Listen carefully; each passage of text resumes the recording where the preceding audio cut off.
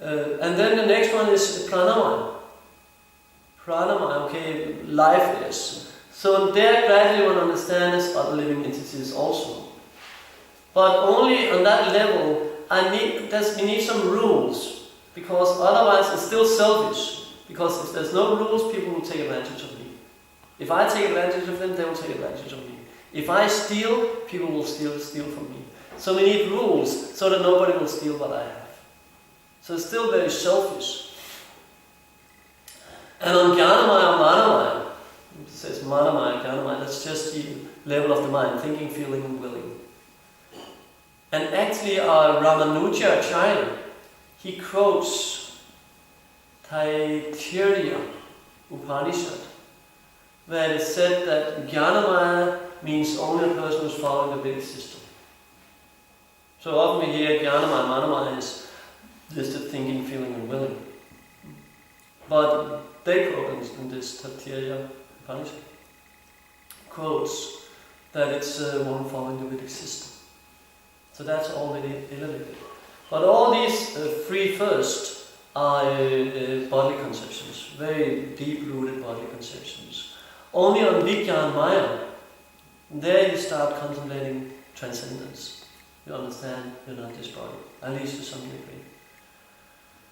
So this is really where human life begins, on Vijnana Maya. That's where real human life, all these lower states are really animal life, like we are Kripa Shukna, we are two-legged animals in this tiny world.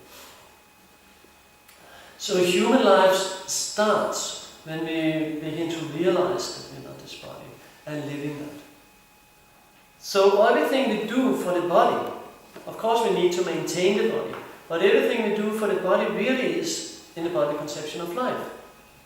So all the things we are doing, if it's just geared to working for the body, so to say, then it's just in the body conception of life. So still, even though this illusion, this Maya is so difficult to give up, extremely difficult to give up, we have to continuously, again and again, bring the mind back. The mind will go back in material consciousness, we have to bring it back in Krishna consciousness. Best way to do it is constantly being absorbed in Krishna. Don't waste time. If like you're just spacing out for just a second, the mind will take over. That's why we're here constantly engaged. We should constantly Shravanam Kirtanam Vishnu, constantly. Mamcha Yoga Vicharina Bhakti Yogana Sevate Sakanam Samatityayan Brahma Puyaya Kapati. The one who engages full in devotional service, unfailing in all circumstances, at once transcends the modes of nature and comes to the level of God. At once.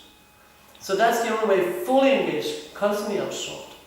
So whatever that takes, either we are physically engaged in doing something, or we are chanting Hare Krishna, we are studying Bhagavatam. Don't even give the mind 10 minutes, 5 minutes, 2 minutes. I told Sri Krishna, because every time, it's just an example because I thought of it yesterday, every time after the vegetarian Saturday, we just had a kirtan and everything is finished, and then everything just like settles down, right?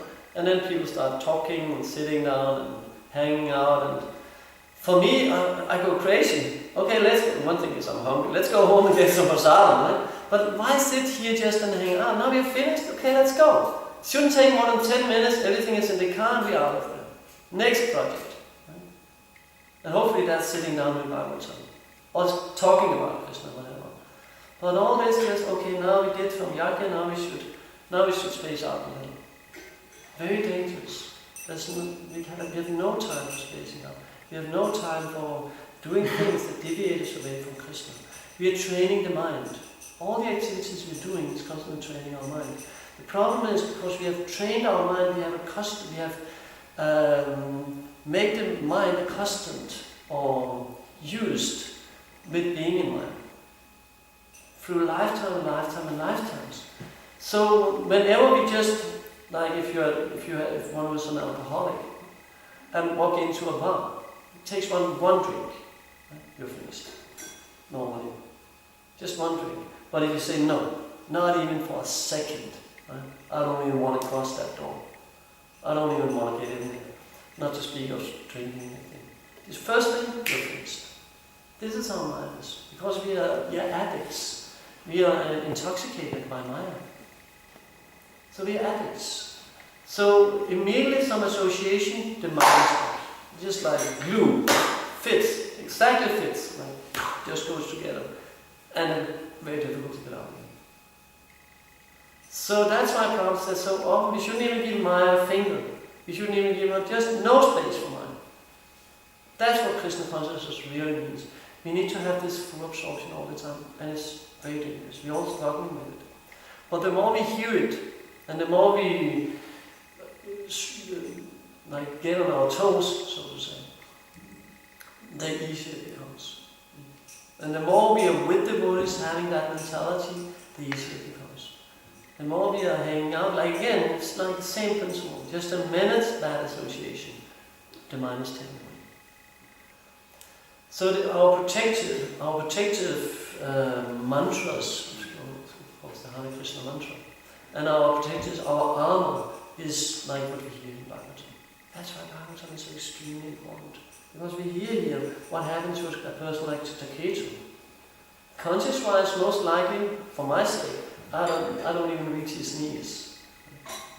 He's been living in a Vedic culture, completely like grew up with persons reciting Ramayana and Mahabharata. He's just learning all the Vedic literatures, but of course it's very theoretical. But nonetheless, the whole culture is there. Everything just, he knows. He knows all these things are temporary. He knows, that's why he says here in the first verse of today, when I first came to your home, I could have given you a supreme transcendental knowledge. I could have given it then. But when I saw that your mind was absorbed in material things, I gave you a son who caused you tribulation and limitation. So he gave that son, as we mentioned before, simply because now, okay, the only way you can wake up, even though you're living the culture, you have all this knowledge, you haven't understood, you haven't realized that knowledge. So he pushes him and really shakes him up. That's shaking up. Now you get a sun and the sun dies. That's shaking up. Maybe I mentioned it before. Prabhupada once, I did mention it before, I'll mention it again. Prabhupada was sitting, giving the example, like we are not this body, it's Maya body. And he said it's just like cotton or a cotton shirt. Can you see the difference? And this Mayavadi Indian, he said, oh, cotton or shirt, what is the difference? Oh, cotton. But Prabhupada said, can you see the difference between cotton and the shirt cotton? And again, what is the difference? Cotton. And then Prabhupada, he reached over the table and grabbed him by the chest and just started shaking him like this. Cotton and cotton shirt, do you see the difference? And this person saying this, this disciple of Prabhupada saying this, he says he actually got it. It was not just like he was afraid of, he actually got it. Prabhupada physically shaped the knowledge into him, beat the knowledge into him. And that's what they're doing here at Taketu, even worse. So that's why sometimes when we are shaking up, we should be happy. Even whatever way it comes by devotees, annoying or so, whatever is there, okay, I'm shaking here, good. Or Maya is shaking us, very good. Of course we hate it when we're in it, but if we think like that, if we start contemplating, that's really the devotee thinking. The whole society, they're not thinking anymore. They're just thinking of how can I get money, how can I get a bed to enjoy, how can I get Hiranyakashipu. That's this world, it's just Hiranyakashipu, gold and money and soft beds. That's the whole thing. So we need to shake them up, but first of all we need to be shaken. We need to be shaken up so we really understand the urgency. We don't want to go with like experiences like this, like Taketu. We don't want to get a terrible disease, but this is what material nature do to us. She will ultimately kill us. That's shaking. That's being shaked. But then it's too late. Then it's too late. For 99% of the people out there, it's too late. When they're being shaken by death, it's too late. They got all these warnings throughout their lives, constantly being shaken by material nature, but they completely, stubbornly rejects that fair good warning. Completely and stubbornly rejected. So that's really like we understand that anything happens good. Anything that happens is good. Even here to the Ketum, who will come and say, only a very rigid person or very mean person will come and say, yeah, this is good. Right? King's just lying there, he's fainting, couldn't even walk when you heard, like, couldn't even walk, he's just slithering and falling. When he came to he was fainting and getting to his consciousness, crying, and somebody comes in there and says, this is very good. What will that do? That will be mean. But that's really what it is. It is really good. It's very good. But the problem, or the idea is that we don't have to. They don't have to. If we can shake them up, if we can wake them up, if we can wake up ourselves. We don't have to go through all this suffering. We don't have to go through all these problems in this world. But we need to wake ourselves up 24/7. We need to be on our toes. Otherwise it's too dangerous. Simply too dangerous. Just a minute's deviation or minutes not being absorbed in prison, not being focused. Just a minute. It's maybe in that minute that the truck hits us. Or whatever happens. And we leave our body. Antekallet imorgon. Yom var i småningom på honom till sätten till Som Tommy var till kontinuerligt att allt. That's what we're saying. Oh, the truck! What? He hits me. Suffering. New birth. So this should be the last. This should be the last birth in this terrible world. But it takes this, like, we really make it our focus. Constantly. Really get on our toes and fight with Maya. And being, not wasting time, being absorbed. Don't give Maya a finger. She will take the whole hand. Thank you very much. Any comments or business? I think it was very nice inspiration, this thing you said about that any day the economy can crack and like the whole West can turn into a police state. So all these preaching projects we do, like book distribution, hiding them, will surely be outlawed and very illegal. So we should take this time now when there's quite an open forum for preaching and just put as much energy into it as possible, because we don't know how long it's going to stay like this. And we have a fantastic situation. When you just go in the streets, distribute books in Highland, sometimes a little problems in Highland. This, like, still they're going on. Fantastic situation. But in one sense it's also, like, I can miss myself, this revolutionary mood. That really, okay, like, when you make a revolution, you have something to fight with. Many people, they need that. Actually, most of us need that. That's why we see all these deviations, right? Even turning against our movement to some degree, right? This is wrong, and this is wrong, and this is wrong with the movement.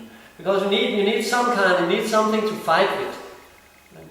And okay, we know everybody's fighting with Maya, but that's not really our focus. So let's focus on something nobody else is doing, so that I become unique.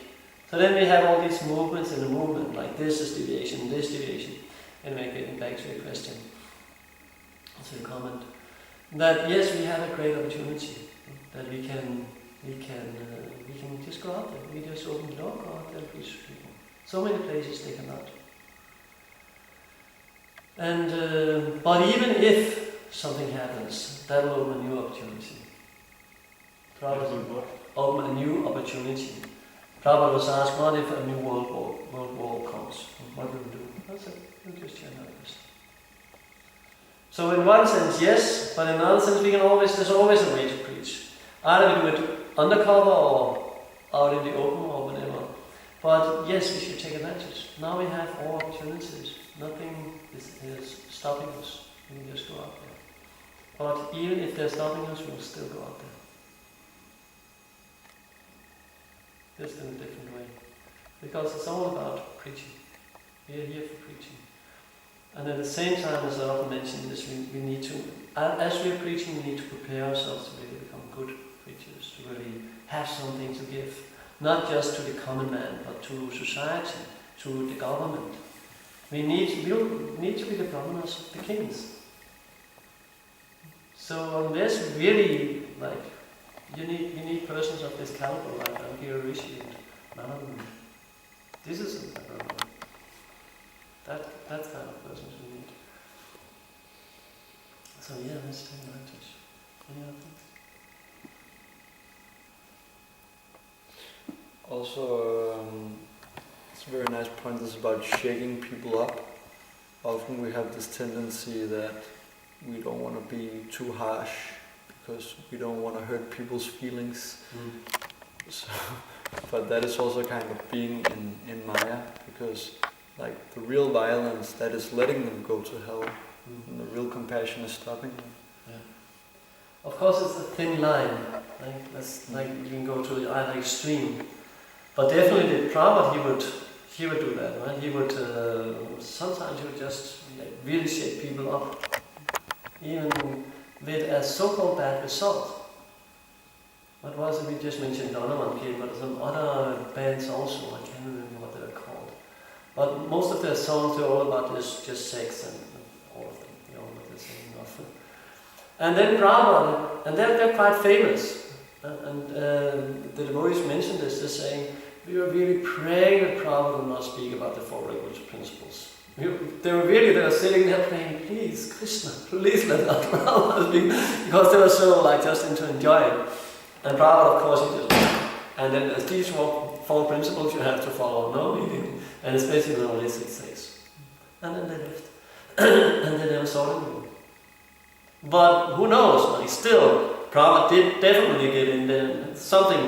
They got something to think about, and that's better than just they got a good impression and then they just left and then they went wild. So, but again, Prabhupada also said an old man, he can do anything and say anything. An old man and a child, he said. You can do anything, go anywhere and say anything. But you cannot. So we should be careful. So we should find the balance, like spiritual life means balance. Not too much, not too little. And that's often the tendency. Like Prabhupada said, we should be bold. So you just go out there and you're all in Maya, you fools, you rascals, and you just sense gratify us. And I don't think that would be too good for the movement's PR. So we should think about it, because we are representing Prabhupada, we are representing the movement, and if people have a negative idea about ISKCON, it's very difficult for preaching. It makes it difficult, preaching very difficult. But if people as now, you see them on high now, people just appreciate like anything. Even book distribution, you mentioned this guy just read it yesterday, and this is the book I told you about, it's just wow, it's fantastic, you bought some more books. So people like these Hare Krishnas, they're fun, right? They're great. Of course, our problem is they don't know really the philosophy, they're backing the whole thing up, but we have a very good,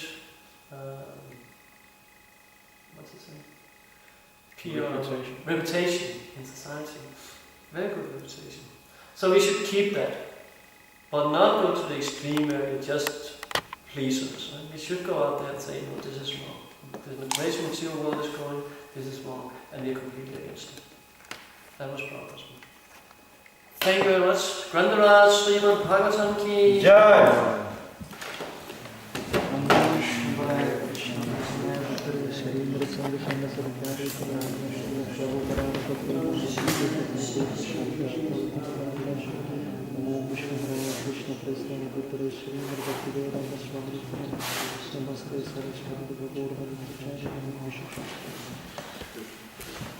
Skal vi planlægge allerede i morgen også til Roskilde?